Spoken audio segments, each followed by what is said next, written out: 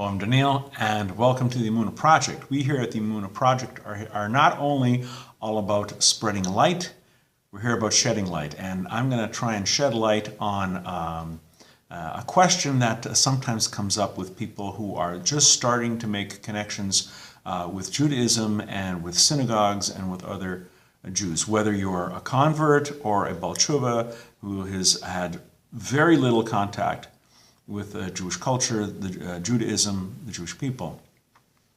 And that is the difference in pronunciations of certain words. Why do some people say Shabbat and some people say Shabbos? Why do some people greet you Shabbat Shalom and another person say Good Shabbos? Why is a Jewish prayer book by some people called a Siddur and by others a Siddur? Why is a prayer shawl a talit to some, and others call it a talis? The fringes, tzitzit, tzitzis. What's going on here? In order to understand, you need to start off with a basic knowledge of the Hebrew language and its relation to other languages. The Hebrew is a Semitic language. It was from the Middle East. It's related to Aramaic. It's related to Arabic. The Hebrew language, over the years, has adopted many pronunciation styles. I'm going to concentrate on two right now. The first is the Sephardi style. This was in ancient Spain, throughout North Africa, in the Middle East, for Mizrahi Jews, in Iraq. It's the modern Israeli pronunciation of Hebrew. That follows certain rules, and I'm going to talk about two of the rules right now. As a general rule, it's not hard and fast. As a general rule, the accent, the stress, the emphasis is on the final syllable. Shabbat, Siddur, the word for custom, minhag. As a general rule, that emphasis falls on the final syllable in the Sephardi and the modern Israeli pronunciation of Hebrew.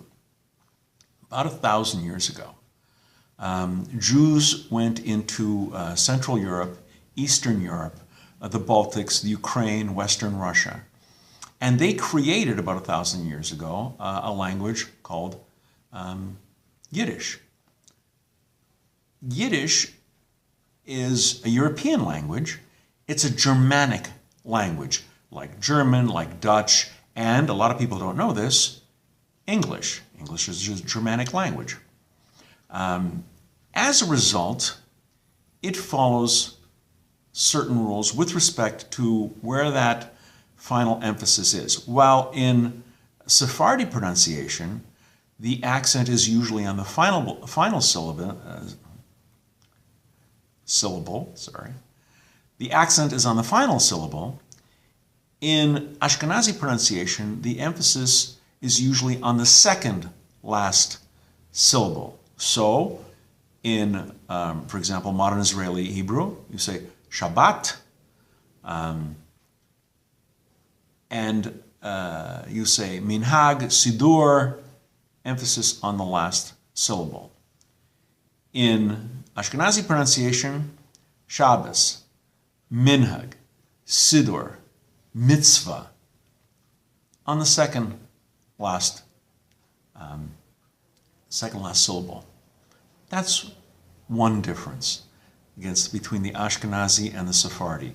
The emphasis on the last syllable for Sephardi and the second last syllable for Ashkenazi.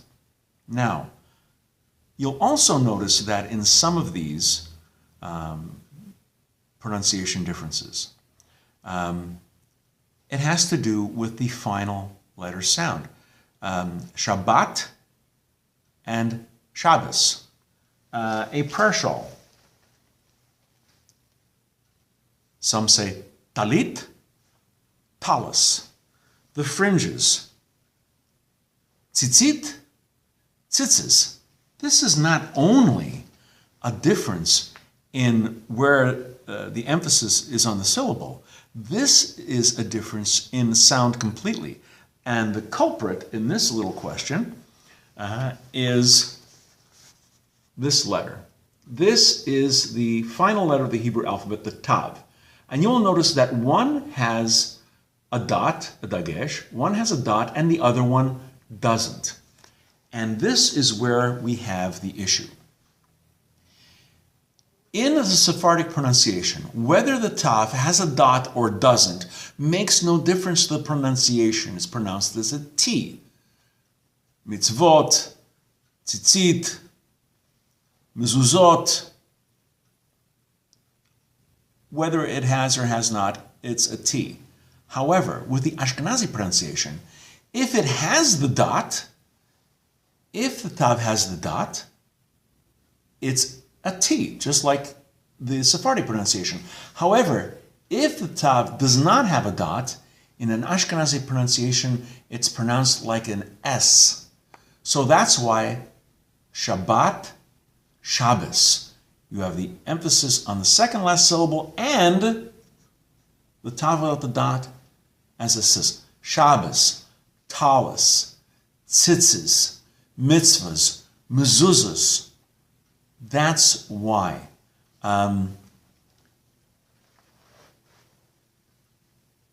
When you don't come from a culture, a minhag, minig.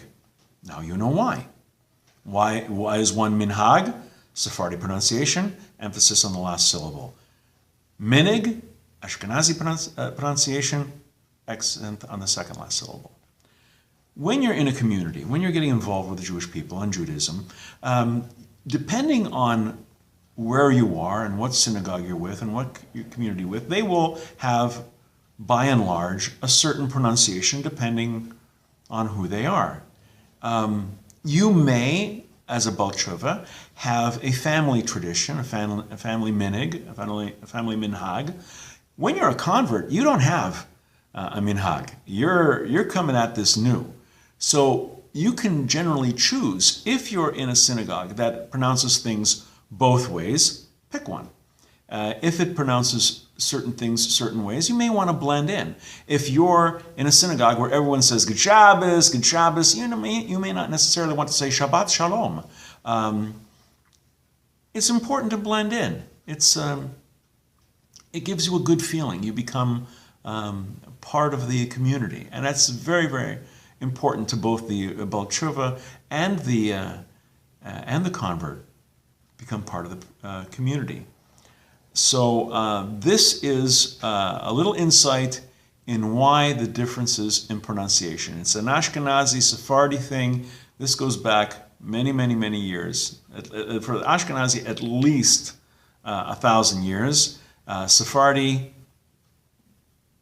2,000 years, at least 1,000 years, 2,000 years. And one thing, don't be drawn into the argument or into the mindset that one style of pronunciation is somehow correct and the other is incorrect, that one is right and one is wrong. If I had a buck for every time a well-meaning Israeli came up to me to try to correct my pronunciation when I said Shabbos, Talis, mitzvahs, I'd be rich. Whatever feels good for you, whatever tastes good in your mouth, do it. You may want to be consistent. If you choose an Ashkenazi style, say all the words in Ashkenazi. If you decide as a convert, for example, that no, I want to have a modern Israeli pronunciation, stick with it, be consistent. We'll get into, I think I'll do another video with respect to the difference between accents and dialects, because there are differences in pronunciation, for example, within the Ashkenazi pronunciation, depending on where the pronunciation came from, they could be quite different. But that's a subject for another video. We'll be doing more videos. Please come, please watch, please listen, please learn.